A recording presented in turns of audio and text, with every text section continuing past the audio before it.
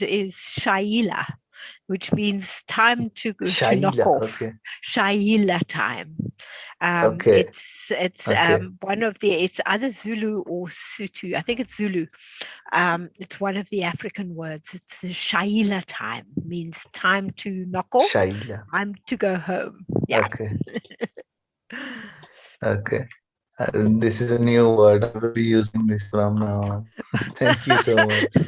I don't think only if you come from Africa would you know Shaila time.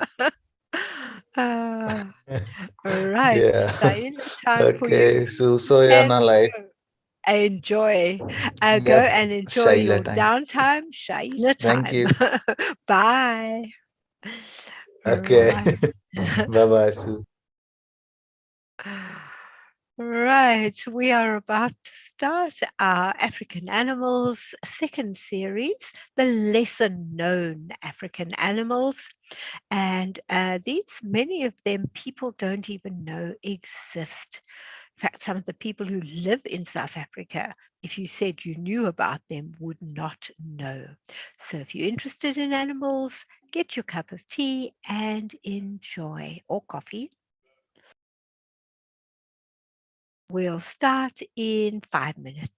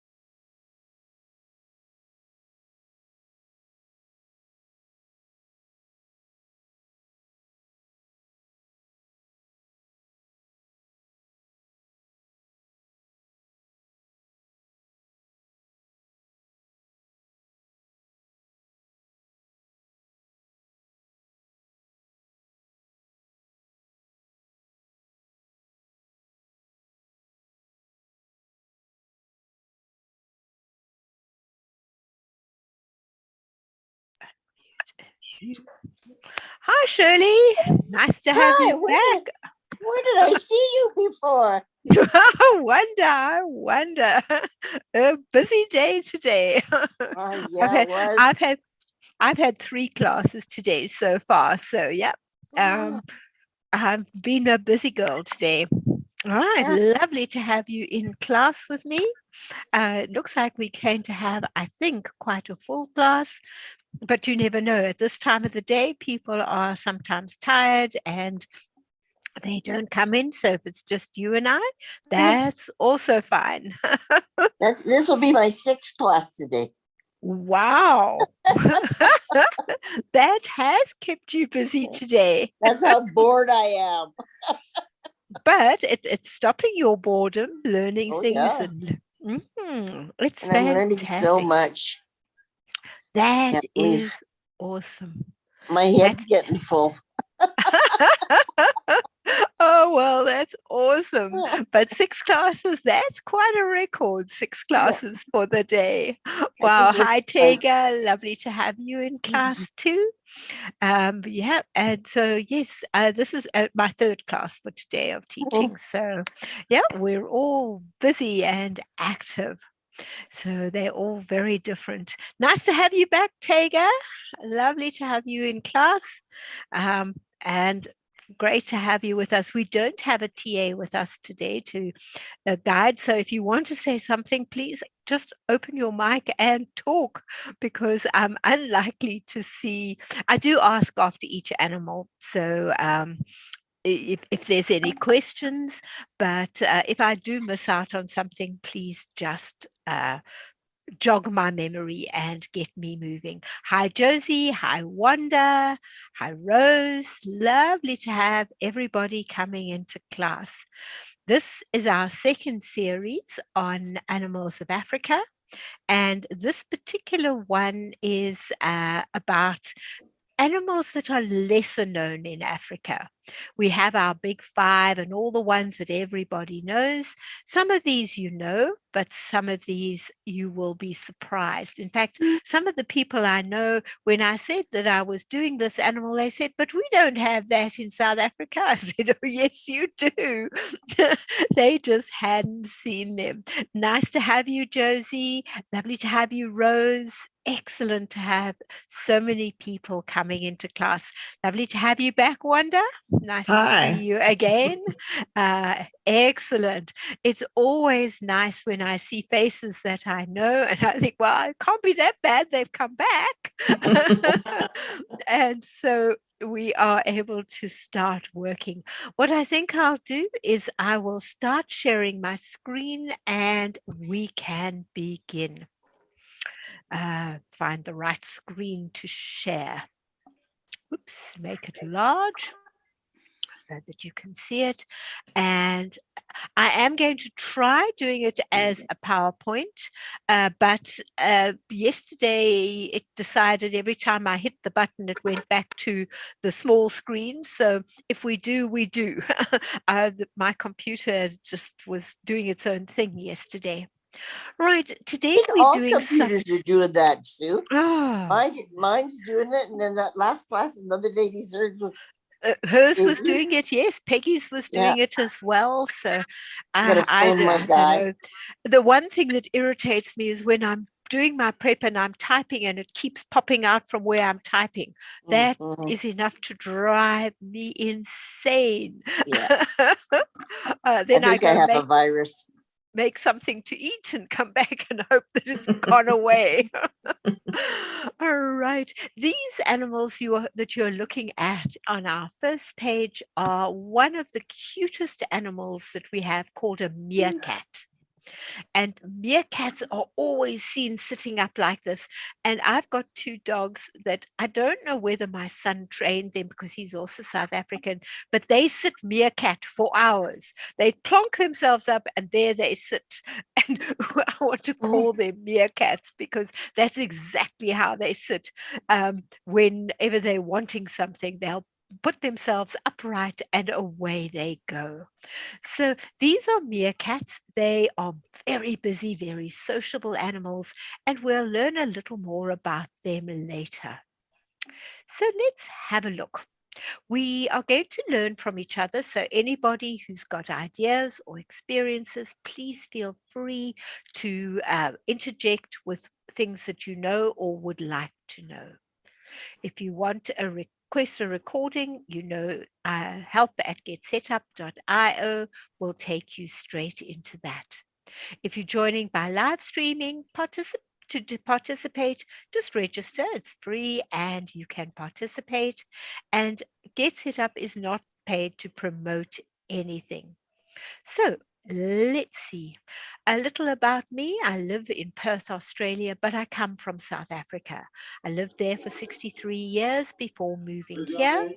And so I have now have lived here for 3 years. That's why my interest in Australian animals as well. I enjoy making things, including puzzles, have my love of animals, and best of all, I enjoy communicating with my peers and having a chat. It's wonderful. Right, today we're going to talk about not particularly tall animals. Most of the animals that we have in this particular class are quite small. I think the biggest one is about 1 meter high. Other than that, they are all, no, there's one that's 2 meters high. So we do have one tall animal in class today. And they all have their own unique personality. They are like humans. They think, they create, and all of these are just the most amazing animals. Nature is absolutely amazing. We're going to start with one of the animals that I love the most because he is so perky and he just seems to know where he's going. And that is the warthog. Very often the warthog has a little white fleck on the end of his tail. And so you see, and when they're walking or running, the tail stands up straight with this little flag flying at the end. And off goes the warthog to wherever he is going. They are, as I said before, wild animals. And when they forage, they are very interested with their foraging. They go on their hands and knees, just on the front, and they munch away at what they're doing. And then they will stand up again. They work in families and they live in burrows at night, but they go in tail first so that they have got their head ready to see anything that might go past or think about coming into their home. So they're very clever because a burrow is one way. And if they went in head first, their tail and bum would be sticking out and possibly even stick out of the hole. So they're very clever. They go reverse into the hole. And so if you ever see them, they're always looking out of the hole or burrow. There are 3 different types they're all the same type of the southern warthog. The one I'm talking about is the southern warthog. You get the solitary boars, which is the male on his own, bachelor groups of boys who are out on the prowl to look for a woman, and the matriarchal groups, which are the groups that look after the babies. The men have no interest in looking after the babies. They're out for a good time only. You often find them at waterholes because they dig in the marsh. I had an encounter with a warthog where I was taking a photo of one. He was standing far enough away. I got down on my hands and knees. I was squatting and I was making sure I had the perfect photo. And my friend said to me, stand up and walk away.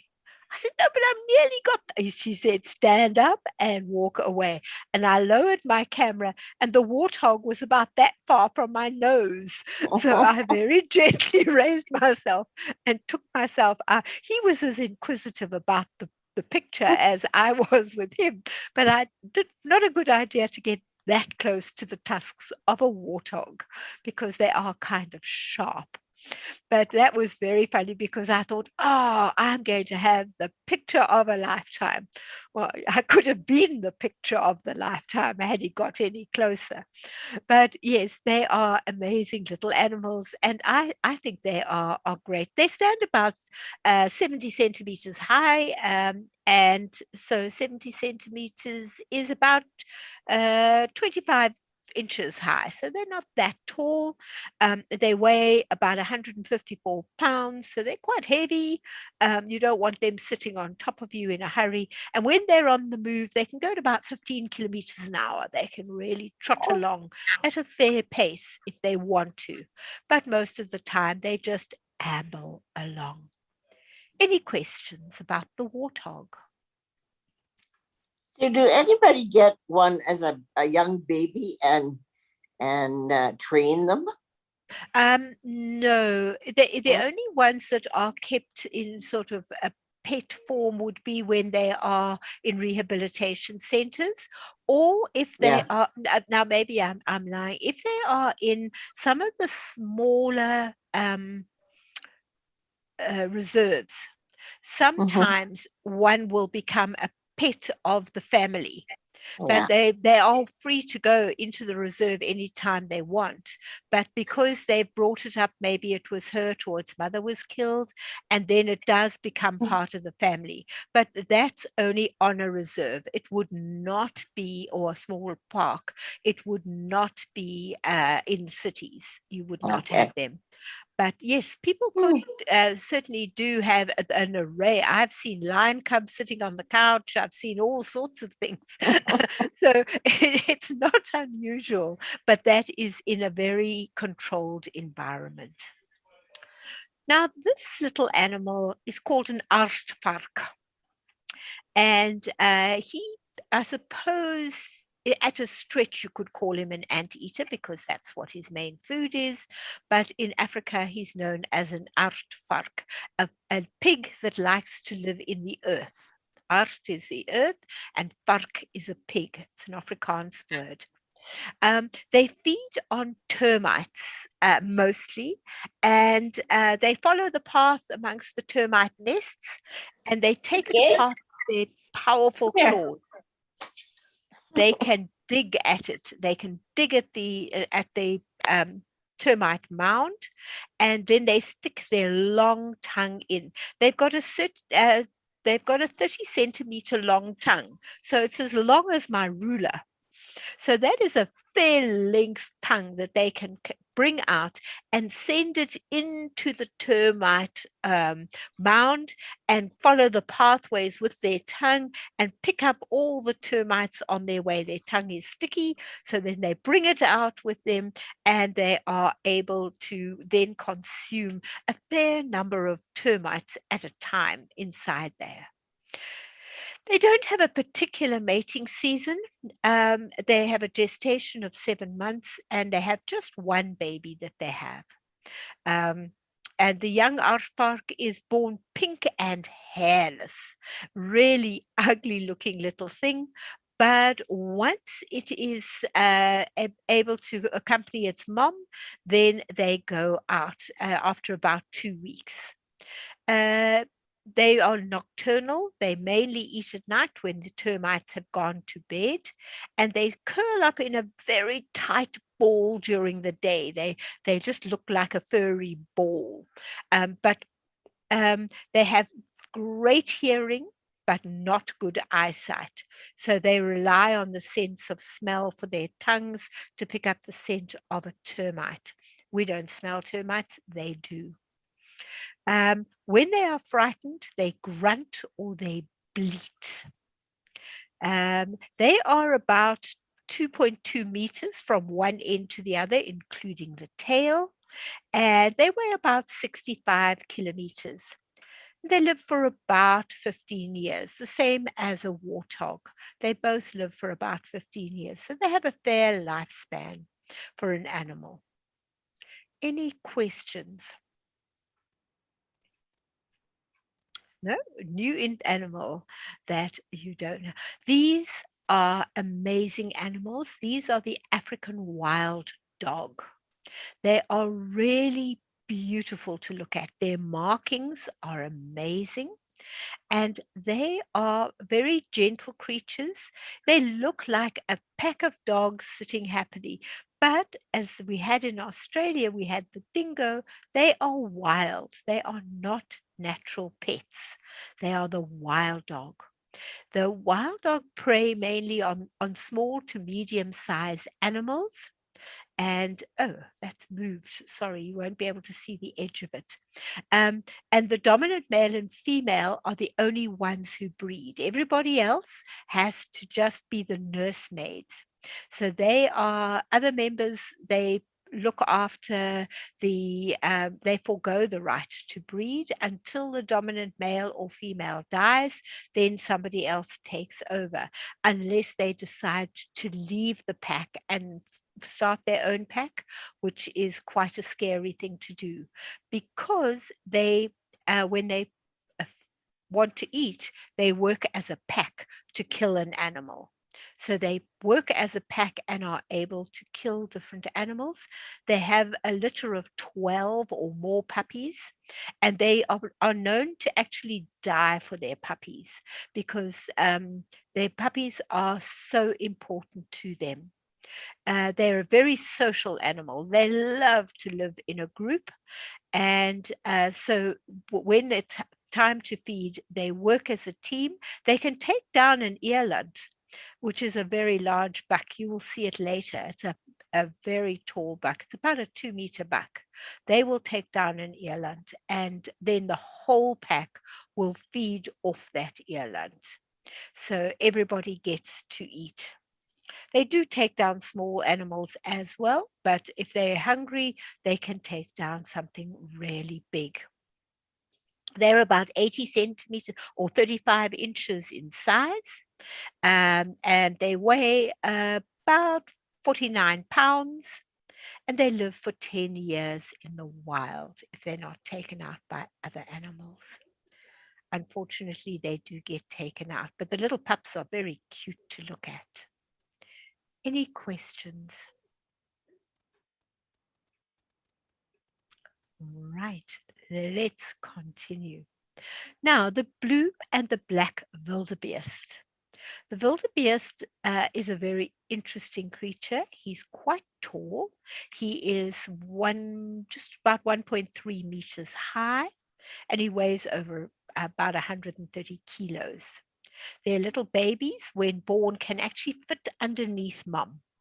And travel very, very close to mum so that they are safe. The black wildebeest is only found in South Africa. And you get 3 types of wildebeest groups that you find. You get the bulls, who are very territorial of where they are and who comes into their territory. You get, and they compete very hard for and fight with their horns to get the females. So they are very territorial. Then there is the female herd and the bachelor herd. So they have their particular areas that they live in and they travel in. And if a bachelor herd comes across a herd with a female group, then they really are, they then fight for who has the opportunity to create a new herd, or to at least impregnate the females. The most striking difference between the black and the white wildebeest are the shape of their horns and the color of their coats. The blue wildebeest are almost gray with a sort of blue tinge to it, while the black wildebeest is really dark, dark brown. And those horns have a very distinctive shape to them. The black wildebeest, which is the one up in the top right-hand corner, he's got horns that come out in the front and curve up, while the blue wildebeest have horns that go out on the side. They are herbivores and they love to be in a group. You can get up in the Serengeti in northern Africa, you can get up to 1,000 wildebeest in a group. So you really can have an amazing array of wildebeest together. Any questions? Do they get killed for their horns? No, not particularly. You don't see, unless there are hunters that are out hunting for trophies to put on their walls. All animals are game as far as hunters are concerned, but they're Yeah, not. They're not killed like the rhino for the or the elephant the for the horn. ivory in their horn. Yeah, so these it would purely be for a trophy hunter looking for Oh, something to put on his wall. yeah. All right. They are about 4 foot high, but the wildebeest are about 4 foot high, and they weigh about 285 pounds. They live for 20 years, so they have a pretty good lifespan. Right, now a hyena. You get two types of hyena. You get the brown hyena and you get the spotted hyena. They are both scavengers. They will, when the lion is still eating, they will come and try and take a piece of meat, and the lions then chase them off. And so you see them hovering and hovering, and if they think the lion's not looking, they'll run and try and grab a piece of meat away from the lion and then run off into the distance so that the lion can't take them. So you get, they are all happy to do their wandering around, and they are then able to, they have a oopsie, pressed the wrong button. They have a gestation period of about 90 days, 3 months. Most of the animals have a 3 month gestation period. There are one or two who have a longer gestation period, and you get 1 to 4 babies. And the hyena babies, the brown hyena babies, are black, and they usually put them into a water furrow or a water where there's it's gone under the road and they've put in a tunnel. That's a wonderful place for keeping their babies. We've been fortunate enough to see these little black babies having a look-see and sort of trying to come out of the tunnel area, but it's quite deep, and so they safely stay in there. But if you're lucky, you are able to see them, and they are very, very cute. They're fluffy. But as you can see by the mouth of that hyena, those teeth are sharp and that jaw is strong. Remember, it's got to be able to break up a carcass, so that jaw is strong. You do not want to bite from a hyena. The brown hyenas, their little babies are the same color as themselves. Where they are more prevalent than the spotted hyena is more prevalent than the brown hyena. It's also known as a laughing hyena. And the reason why is it actually sounds like it's laughing. It's got a raucous sound that sounds like somebody is laughing. So that's why they are highly intelligent, and they communicate with yelps, whoops, and cackles. So they really do make some strange sounds. Each sound is for a different reason. One is for watch out, one is for calling. They have different sounds for different reasons, but you can hear them for up to 5 kilometers away. And so that is a long distance, that you can hear them. About 5 miles away, you can hear them. Sorry, about 3 miles away, you can hear them. So that is a pretty far when they are calling, and it's a very distinct call. The wild dog, the hyena, and the black-backed jackal, all of them have very distinctive sounds that you can hear. And the hyena and the black-backed jackal, I lived out of the city. I lived between two cities, and there were still black-backed jackals and there were still hyenas around. You could hear them on certain nights. You would hear them calling, and you could hear how close they were to your home. It was a very interesting sound. At first, it was a bit scary, but you soon learned that they don't come into homes unless you've got chickens or something like that if they're hungry. But otherwise, they feed on whatever they find in the wild. And we did have quite a lot of open area where they could live quite happily. Any question? They live in little clans of people, and they defend their territory. But when they're feeding, they go out on their own to feed. They do not feed in groups, not like your wild dog. Any questions? When I was on a safari over in South Africa, the first thing we saw was a group of hyenas, and you're right about the laughing, and it's so distinct. Oh, very. And then after we were on the safari, because we went out in the night, we saw different animals night and day. And then we went out further up the road, and then we had a wildebeest that decided he wanted to take on the Jeep. So it was like, thought it was going to charge, and the ranger was ready. And then I forget, what do they call the guy that looks for the animals that they don't The come spotter. near? We call him the the spotter. spotter. Okay, right. And it was kind of a harrowing experience because this thing was moving faster, and it was coming toward the Jeep. And we all thought, oh, well, we come on a first safari, we're not going to be there. But Yeah. it was very unusual. Yes. You do have a number of animals that try and take on the jeeps, particularly on the night safari. They're not sure what you are, but they can smell that there's something there. But they've got good night eyesight, any of the night animals. But yeah, and a wildebeest to take you on is an interesting proposition. I don't think I'd like that. No. And then they had this, and a baby elephant decided he was going to play chicken with the Jeep, and he was like bumping into our Jeep, and Mom was watching. And then when she got tired of her kid, having a fit, with the Jeep and everything, she came up and sounded, we could hear her from miles away. And that was it. Baby took off then. Yeah, he knows when Mom calls. Yeah, She was probably okay. You had fun. Yeah, but that is so interesting. You were very fortunate to have that happen because it doesn't happen very often.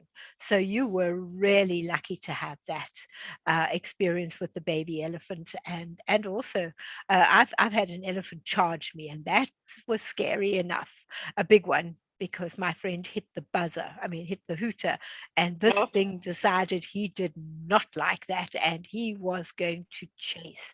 And of course, we had to go backwards, not forwards on these roads. So it was an interesting proposition because you don't want to be trodden on by an elephant. Right. And then I went, but the elephant sanctuary they have there was really cool too, because we got to walk an elephant by ourselves with of course, with the trainer and everything.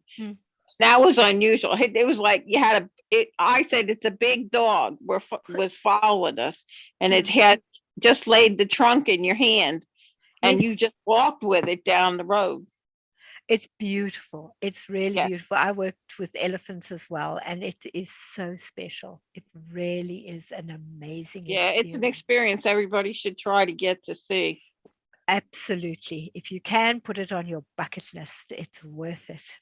Right. These are the black-back jackals. For me, they're very beautiful. They're very skinny, but they're beautiful animals.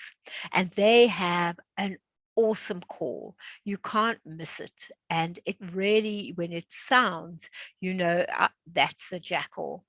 And they eat mainly small mammals, reptiles, birds, fruit, basically anything they can, and they'll scavenge for a carcass. Of course, both the blackback jackal and the hyena, they clean up the mess. When an animal has been killed, they'll go and clean up the carcasses and get rid of the carcass. Also, if there's an ill animal that is about to die, those are the ones they will attack, and they will be able to eat because they are too weak to fight. So they are really good at keeping nature under control. The male backpack jackal can be up to 400 millimeters high, and that is in your thing 15 15 inches high, and they weigh about 10 kilograms, so they weigh about 15 pounds, and they only have a 2-month gestation period, and with the little babies being born after that. And when they're on the run, they can run at about 9 miles an hour, not particularly fast. They don't want to, and they can live for up to 8 years in the wild. They can live a lot longer if they're in a sanctuary, but in the wild, they'll live up to 8 years, sort of dog type age. And the pups are born in spring, but they are socially monogamous, and a pair of jackals bond for life. So they love to be in a group with other jackals, but once they've got their partner, that's their partner, and that's the partner for life. They really are very interesting animals. Any questions? Right, now we go on to an animal that, this is the one I was talking to my friend on Skype the other day, and I said, oh, I'm doing the pangolin, and she said, we don't have pangolins. I said, oh yes, we do, lots. You just haven't seen a pangolin. They are such interesting creatures. They've got overlapping scales on them, but no scales on the tummy, because they want to be able to roll themselves up into a ball. That is their defense. Once they're in a ball, you don't get into that nice soft stuff that's inside. The other animals will play with them like a ball until they're bored and then go away. So that is their way of keeping themselves safe. The little baby travels on mom's tail, which I think is just too cute, hangs on to mom's scales, and mom goes off and baby sleeps on her tail. They are very selective about the type of ant they eat. They eat ants, and what they do is they've got a long tongue as well. It's just short of a ruler length, about that length. And what they do is they put their tongue into the termite nest, and they usually go for the ants that are slightly poisonous to everybody else, but not to them. And they put their tongue in, grab as many on their sticky tongue as they can, and pop it into their mouth. And that takes about a minute for them to do that. In, twirl, out. And they do that up to 90 times in one feeding. So 90 times they stick their tongue into that anthill, and they take out what they can get to eat until they are full, and then they are able to eat. And they feed really specifically on what they like and what they don't like. They roll into a ball if they're threatened, and they can lash out with their scales and hurt you with their scales, because those scales are razor sharp. So it's like if they turn and they back into you, you will end up with some really serious cuts. Also, if they swing that tail, it is so interesting. But for me, the most interesting thing is a pangolin wanders around on 4 feet normally. But when it needs to run, it raises itself up on its back legs. It uses its tail as a lever to balance it, and it runs on its back legs, not on all fours. And surprisingly enough, he can run quite fast. He can run up to 5 kilometers an hour. So he really can run fast. Nobody seems to know how long they live in the wild, because you don't see them that often. There are lots of them, but you don't see them. And also because they are hunted for their skins, and because they can make different things from them. So they stay out of human sight. So, but in captivity, they can live up to 20 years in captivity. So they can live a long time if they have a safe environment. But in the wild, nobody knows. Wasn't able to find every website I went to find out. They said nobody knows. So gave up on that one. I don't think they've put trackers onto them yet. That'll be the next thing. They'll be able to track them and we will then know. They have a scent gland at the back, something like a skunk, and they can spray the enemy with this horrid smell. So you don't want to be behind a pangolin if he is threatened, because he will let off, it's worse than a rotten egg smell. Any questions? You know, they remind me of the African cat. You know it's dead. You never see them. The African Cat, yeah. The cat. I can't remember what you call them. It's a cat that live in Africa, and in the woods. And I'm not sure which one you're talking about, Tega. I'm just trying to think. The pangolin is the only one I can it's a think of. cat. Armadillo? No, that's not a cat. I'm trying to think of which cat you're thinking of. I'll definitely go and research a cat and see which one looks like that. No, don't say look like. I said remind me of. Oh, reminds you of it. Yeah. Reminds you don't see it, but you know it's there. Yes, there are a few of those that that you know are there, but you don't necessarily see it. Right now, ostriches. An ostrich is the largest flightless bird in the world. We learned about the other two that live in Australia, the emu and the cassowary, but the ostrich is the largest. He can be as high as 9.5 feet in height, which is nearly 3 meters tall. So they are really tall. They have a very sharp beak. Many people ride them when they go to the ostrich farms. That's one of the fun things that people like to do, is to ride an ostrich. But you do not want to get behind an ostrich, because those feet can give you a hefty hick. They can kick you right across the room. They have long eyelashes, which, because they live in the desert areas, it protects them from the sun. And they can really sprint fast. 45 miles an hour they can go at. The male is black and the female is brown. So you can always tell the difference between the two. And feather dusters are made prolifically in South Africa of ostrich feathers. People also use the ostrich feathers as fans when they're doing the fan dance type affair. The width of the wingspan of the ostrich is really 6 feet across.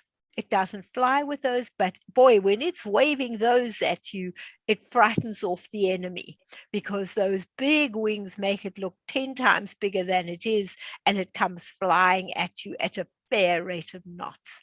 So you wouldn't want to. There are two theories. Some people say that they bury their head in the sand when they are nervous. If they can't see it, then it's not there. But actually, it's often that they are just bending down to eat something. They love things that sparkle. They will eat sparkly things very, very easily. And because they have no teeth, they actually swallow stones to grind up the food in their stomachs. So it's the same as a crocodile does the same thing. They don't have the ability to chew. And so they just swallow and then grind. They eat roots, plants, seeds, lizards, insects, and then using the stones, they break down their food. The ostrich egg is at least that size. It's actually the size of 14 ordinary eggs. So if you make an ostrich egg omelette, you are using 14 chicken eggs in that. Wow. An ostrich egg is huge. It really is. If you put a big frying pan on the plate and you crack open an ostrich egg, you get this giant sized fried egg. But usually they beat it up and make it into scrambled egg, and you get this enormous quantity of scrambled egg that you can make with the ostrich egg. They very often they drain the ostrich egg and paint on it. It is a very popular tourist attraction, is to get that, and you can go to the ostrich farms. But as you say, the brown for the female, black for the male. You can always tell if it's a male or a female. They can also go for 2 weeks without water. They get water from the food they eat or consume, but they also have this sort of area in their stomach where they can retain water and use it. And they can raise their body temperature so that they use less, they don't use less water if it's a very hot day. So they have that ability as well. But their kick, be careful. Because they kick forwards, they don't kick backwards. So they give you a hefty forward boot. So not only do you see this beak coming at you, there are some hefty feet coming at you as well. They're one of the few forward kicking creatures in the world. So, and their legs are strong. You can see they've got those knuckly legs and lots of sinew that can give you a really hard boot. Any So questions? that egg, does it have a yolk? Yes. Just Yep. one? Just one yolk, yeah. One yolk okay. and the white. So you end up with this giant size yolk inside a giant size white and this enormous fried egg. It is quite amazing. I think I must put a plate of that onto the picture so that you can see, because that is an interesting part of it. Any other questions? The babies, how long does it take for them to get their ostrich feathers? They get their feathers fairly quickly. They about 3-4 weeks, 5 weeks. They then the feathers start growing longer and longer. They start off with the little downy feathers, little brown downy feathers, and then slowly they grow longer and longer. But after about 2 months, 3 months, they look a little like their parents. But I'll check up on that. That's a very good question. I'll check up on that. I don't want to tell you something that isn't true. I'm not 100% sure.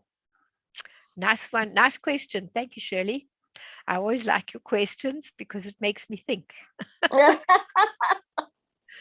You and Kathy, you both ask questions, and then I go off and do my research to answer for next time. I'm having problems with internet tonight. I lost it, and then I got it on my phone, and then I came back to the iPad, but I've only got 2% on the iPad, so I may lose you again here.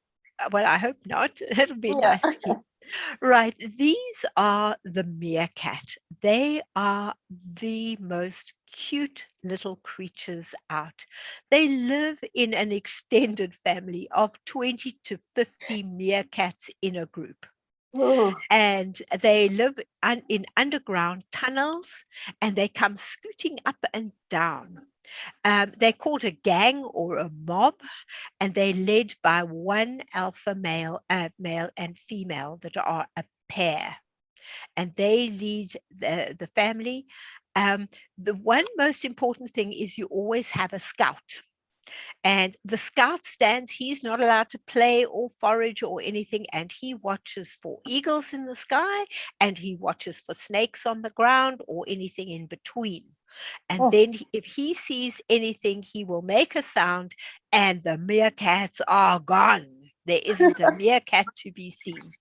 And then if it's his turn to be the sentry or the guard, he is the first one out of the hole to check that whatever danger was has gone.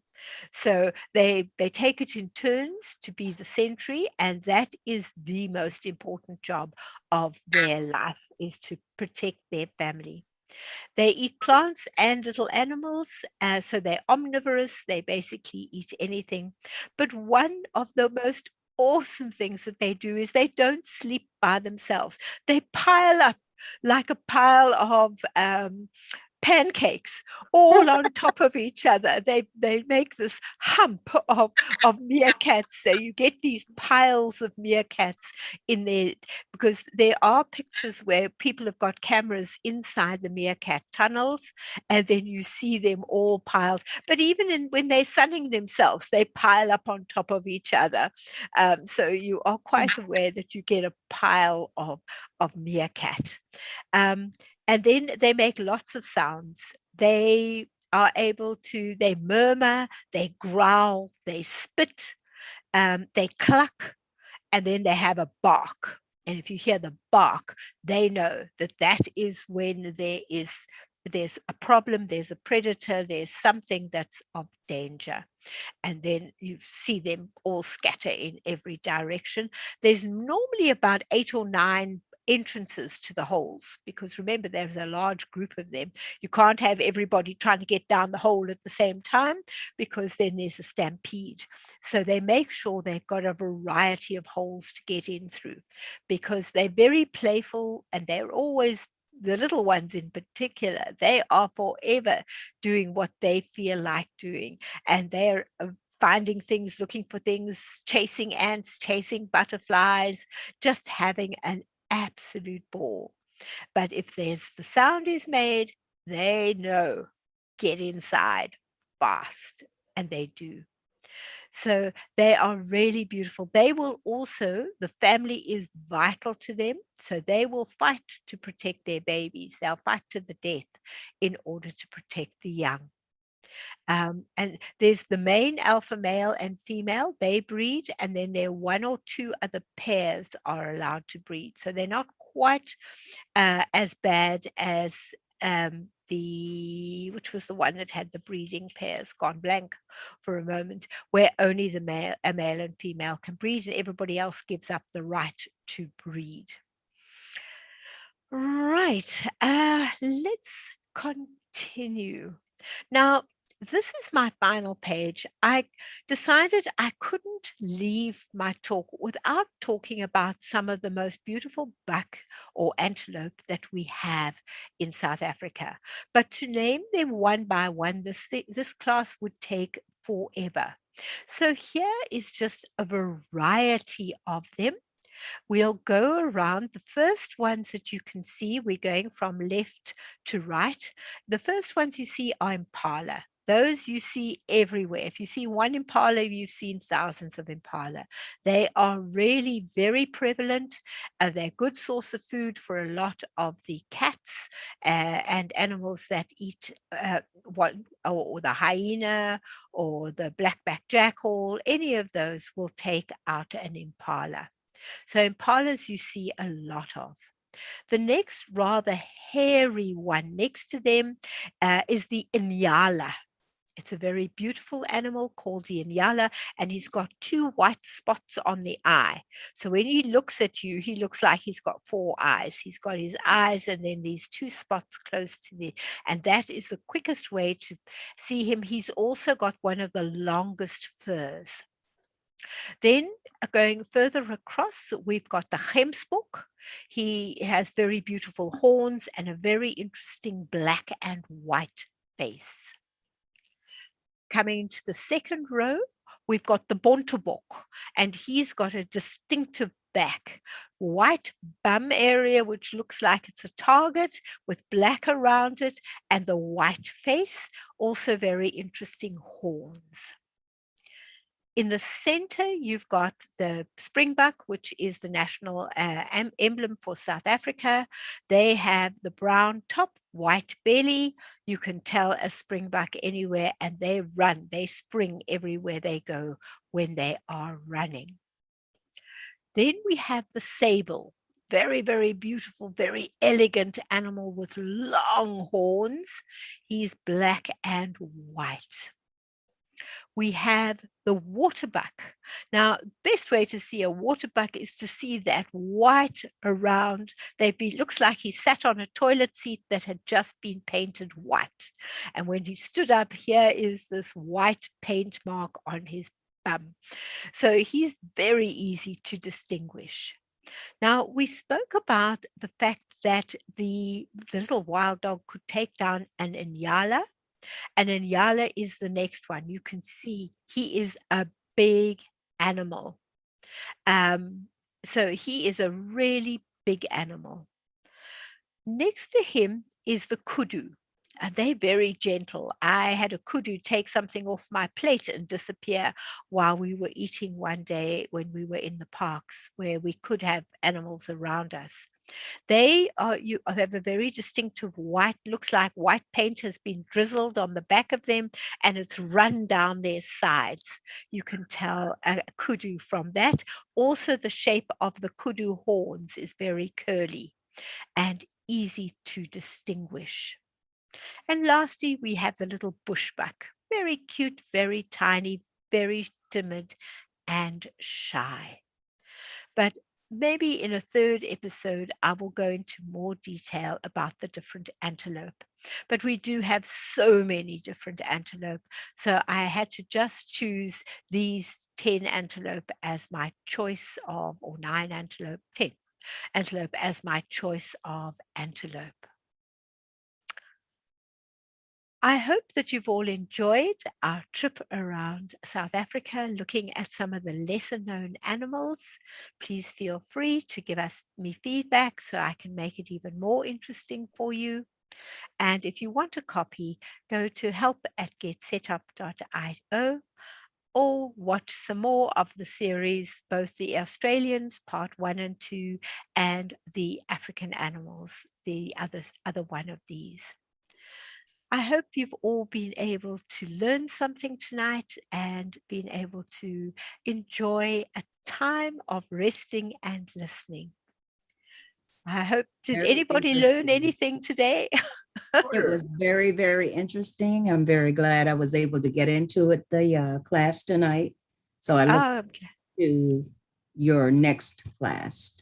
excellent. Thank you, Rose. Lovely to have you in class with us. And anybody else got anything they'd like to say before I close the class? I enjoyed it. I'll see you next time because Great, Taga. Yeah, it was Lovely. good as always, Sue. yes, Thanks, Wanda. yes. Oh dear. Well, I hope you will come back again at another time and learn some more, take in some more information.